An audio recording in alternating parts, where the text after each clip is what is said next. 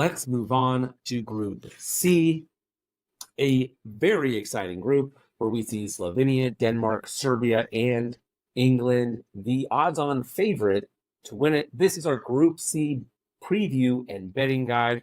We're going to get into the path to the Euros, preview the squads, look at the range of outcomes for each team with some betting tips along the way. All of our other videos for the other groups, you can find them on your favorite podcasting app or on YouTube at Ready Bet Action. All right, let's jump into it.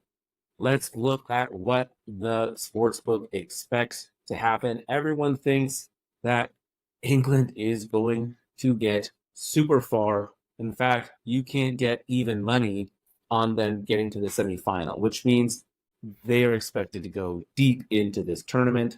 The other teams in this, not so much. There is, a favorable outcome for Denmark and Serbia to make it to the round of 16, but not really advancing beyond that. Well, let's dive into these teams. Let's take a look at each one of them and see what we think. Of course, England is, like I said, the favorite to win the whole competition. And it's really easy to understand why the expectations are so high. They are coming out being the runner-up in the Euro 2020. They've actually never won the Euros. They lost it in penalties to Italy. It was devastating. Gareth Southgate, their manager, is under a ton of pressure at the moment. They really need to have a good showing or his job is on the line. There's a lot of drama going on right now because they just lost to Iceland in the friendly. Jack Grealish was left off the squad. The whole world is falling apart. But England is still the favorite to win the whole thing. You can see their path to get here was very comfortable, going 6-2-0. Again, this was a tough group. It had Italy, it had Ukraine. They did not lose a game. In fact, they scored 2.75 goals per game and gave up only 4 goals in 8 matches, half a goal a game. Not too bad. One of the crazy things about England is you look at their squad and they really could field 2 teams and be just fine. England's B squad would still probably make it to the quarterfinals. I think it'll be interesting to see what they do in goal. I'm sure it will be Pickford. Aaron Ramsdale not getting much time at Arsenal this year. And Pickford, for England, he's never really been a liability. I think he's been really solid for them. I think he will shore up that real nice. Kyle Walker is one of my, I don't like him because I don't like Man City, but he is a quality wing back. Super good. I'm a little bit nervous.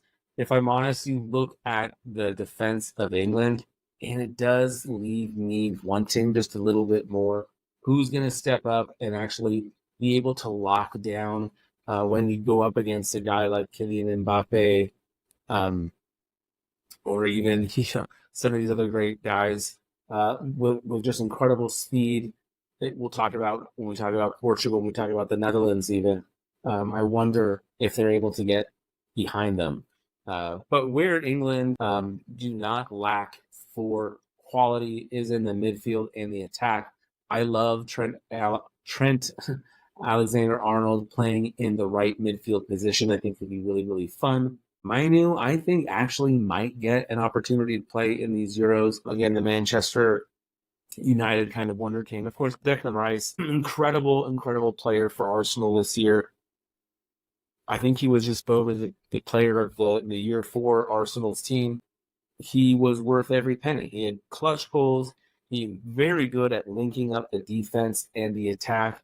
Plays a very good role in that. It's been exciting to see. Of course, Jude Bellingham kind of playing in between midfield and attack at times. Jude Bellingham is one of those guys that I was wrong about. When Real Madrid signed him, I thought it was a big waste of money, and he ended up proving me wrong. Absolutely incredible player. Bukayo Saka is one of my favorite players. He's my son's favorite player. Everyone knows what he can do. Phil Foden on the other side, all he did was take Manchester City to another Premier League title. He is, I think, their best player right now. He's one of the best wingers in the world. I think he's the best winger in the Prem. This team is so deep. Harry Kane, I would love to do a whole section on how hilarious it is that Harry Kane moves from Tottenham to Bayern Munich, where Bayern Munich win every tournament all the time, and they won nothing this year. It's an Arsenal fan, really funny. Harry Kane somehow keeps proving me wrong. I still think he's overrated, but again, it's just because I'm an Arsenal fan. If he were to go down or something happens, Ollie Watkins was great for Aston Villa. Again, this England squad really could host or field two teams, and I think they would be pretty dangerous. Of course, we talk about the best case scenarios.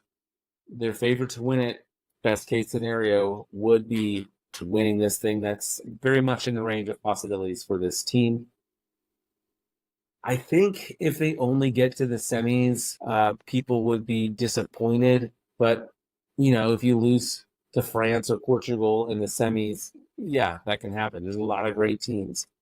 If they don't get there, though, if they get knocked out in the quarterfinals, I think that would be a disaster, and I think that would be Gareth Southgate's.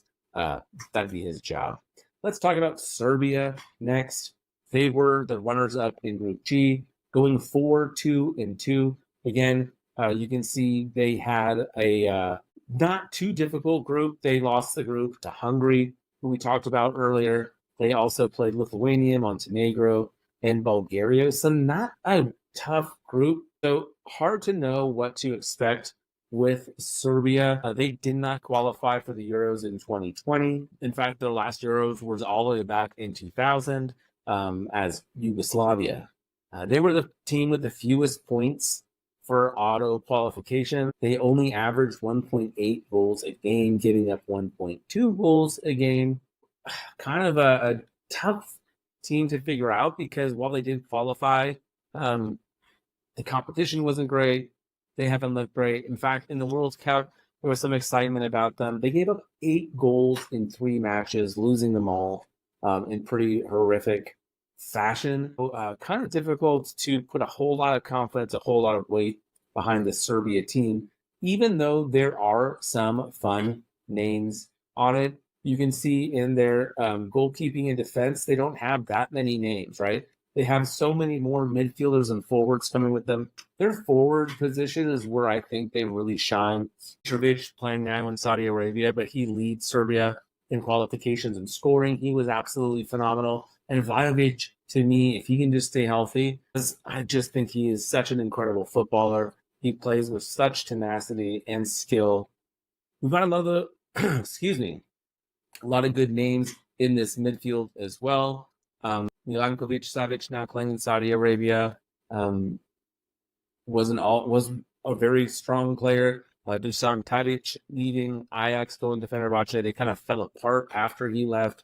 He is still very, very good. So this Serbia squad, kind of hard to know what to do with them. I think the best case scenario for them would be a quarterfinal. I think that's pretty unlikely, though. I think they'd be super happy with a round of 16, maybe as like a third place finish. Worst case scenario for them is being grouped, not getting out, and I think that might be somewhat likely. Again, not the easiest group, playing, England, Denmark. But that defense just leaves a lot of questions. Denmark, speaking of giving up goals, Denmark leaks goals. They gave up more goals than any other group winner. Again, they played in 10 matches, so it's understandable that their numbers would be a little bit higher. They averaged about 2 goals a game, and they averaged giving up 1 goal a game.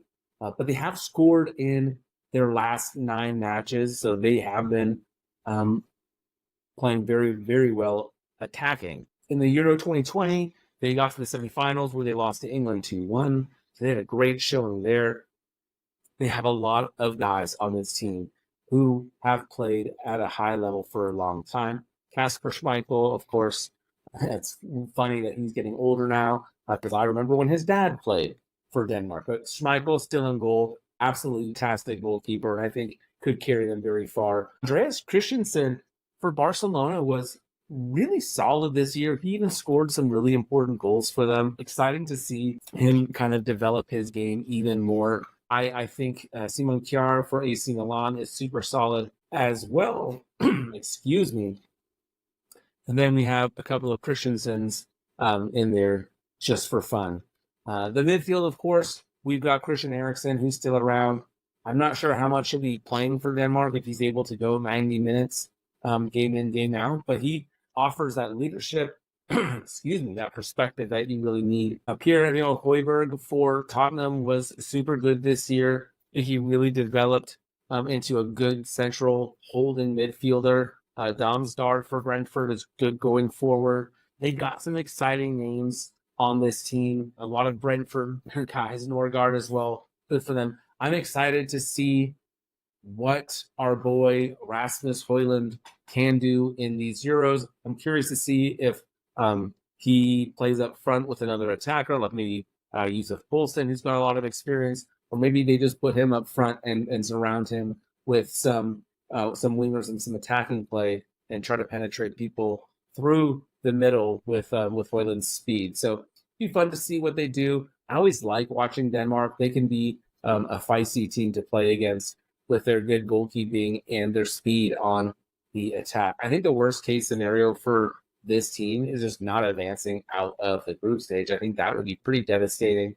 I think they'd be happy if, depending on the draw, because you kind of assume that England's going to win the group, and being a runner-up is always going to be tough. So if you, the runner-up plays the winner of Group A, so if you're the runner-up and then you have to play Germany, kind of hard to be like disappointed, meaningly disappointed. It's hard to expect that, we should have won that game. We should have advanced the quarterfinals. So I think best case scenario would be knocking out one big team, get into the quarterfinals, and then probably be the end of the run for Denmark. Slovenia is another team that not a whole lot of people know a ton about because they're just not around all that much. They did not qualify for the Euros in 2020. Their only qualification was in 2000. They lost in the group phase. Honestly, the only thing I can remember when I think about Slovenia is when the U.S. played them and Slovenia went up a goal and they did this weird fire dance. Anyway, they were runner-up in Group H, going 7-1-2. They had a really good path here. They did lose to Finland and Denmark on the road. So again, this is one of those, we have it in France, Netherlands in another group, but this is a group where these two teams, Denmark, Slovenia, they've already played each other a couple of times, and now they're in the same group. So kind of silly, but here we go. They average 2 goals a game, and they gave up fewer than 1. Slovenia have scored at least 1 goal in 9 of their last 10 games, which is super fun. You look at their goalie, Jan Oblak, goalie for Atletico Madrid, one of the absolute best in the world. Atletico Madrid kind of built their strong defense around him in the past. Now the game has kind of developed a little bit, but Oblak is an incredible goalkeeper. He can win you a game just on his own. It'll be interesting to see what they do everywhere else. Again, a lot of guys that I just have to be honest with you, I don't know a whole lot about because they're playing in Greece and places like that. But one player that I have watched a lot is Benjamin Šeško for Red Bull Leipzig. I am a huge Xavi Simons fan, and Šeško plays with him, and he is a good striker. Now, Openda gets most of the work there, but Šeško did get a lot of playtime, and for Slovenia, he is kind of that focal point on offense. He led them in scoring and qualifications, and I think Slovenia is only going to go as far as he is able to take them, which, if we're honest, is probably not that far. I think their most likely outcome is 3rd or 4th in the group, behind these other teams, probably in 4th place. In worst place, the worst case scenario would be 0 points, just getting beaten every single game. I think best case scenario, get out of the group maybe as a 3rd place team and just squeeze into the round of 16 and ultimately get beat there. That's kind of how I see that. Let's look at the group betting odds. We look real quick at some of these match day 1 and match day 2 games. You can see that Denmark is favored against Slovenia, and England is heavily favored over Serbia, so much so that you can't really bet it without, adding it to something else. But if you like Denmark to beat Slovenia, minus 135 is pretty decent value. Slovenia, Serbia, Serbia favorite at minus 110. Denmark, England at minus 155 is something that you could play. It's not great value, but I kind of like that. My actual bets for this do include both England games that we can bet on so far. I'm going to take both England games for them to win the game and get over 1.5 goals. So that means they don't have to win by 2. They just have to score 2. So they can win 2-0, 2-1, 3-1, whatever, 3-2. They just have to win and score at least 2 goals. So we're going to do that against Serbia and against Denmark. The other two bets I like Slovenia versus Serbia, both teams to score. I already said it before, but both these teams love to score goals, and Serbia loves to give up goals. You can see I'm picking on that just a bit. Denmark, again, this Denmark-Slovenia game happened twice already in qualifications, and both times both teams scored 2-1 and 1-1. I think it happens again. I think we see a lot of goals. Maybe not a lot of goals, but I think we see goals in all those games.